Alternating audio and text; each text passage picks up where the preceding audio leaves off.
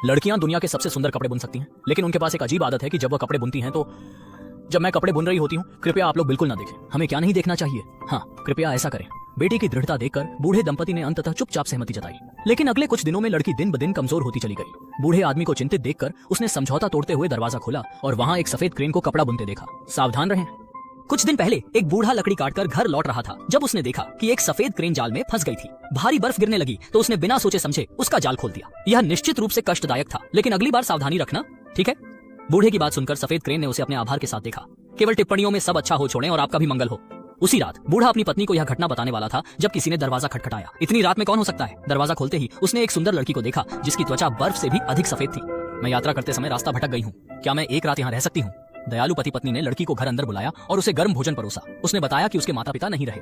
दोनों बूढ़े लोगों का दिल भर आया। अगर ऐसा है तो क्यों न तुम हमारे साथ रहो, धन्यवाद, मैं बहुत खुश हूँ।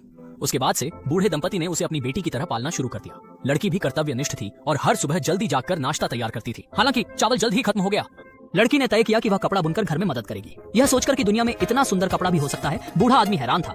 यह कपड़ा अद्भुत है, कृपया इसे बेचकर हमें जरूरी चीजें खरीद लें। लड़की की कुशलता के कारण बूढ़े आदमी ने इसे बाजार में आसानी से ऊंचे दाम पर बेच दिया। परिवार को खाने पीने की चिंता नहीं रही।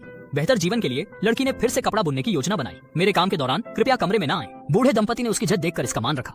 लेकिन कुछ दिनों में लड़की का स्वास्थ्य कमजोर होता गया। बूढ़े दंपति ने उसे समझाया कि कपड़ा बुनना बंद कर दे और आराम करें। लेकिन लड़की ने गहरी बात कही, मुझे आपके लिए आखिरी कपड़ा बुनने दे, यह आखिरी है, मैं इसे बुनकर समाप्त करना चाहती हूँ।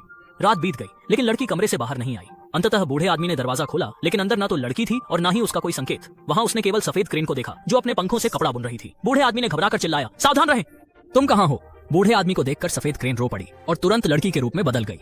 बूढ़े आदमी ने तब समझा कि वह वास्तव में वही सफेद क्रेन थी जिसे उसने बचाया था। मैंने आपको बचाने की कृपा करने के लिए इंसान का रूप लिया था। अब क्या हुआ? बूढ़ा आदमी भ्रमित था और उसके पीछे आया। लड़की ने बताया कि उनके बीच जो समझौता था वह टूट चुका है, इसलिए पिता और बेटी के रूप में उनका संबंध भी खत्म हो गया। लड़की ने दुखी भाव से अपने असली स्वरूप में लौटकर विदा ली। कृपया हमें भूलना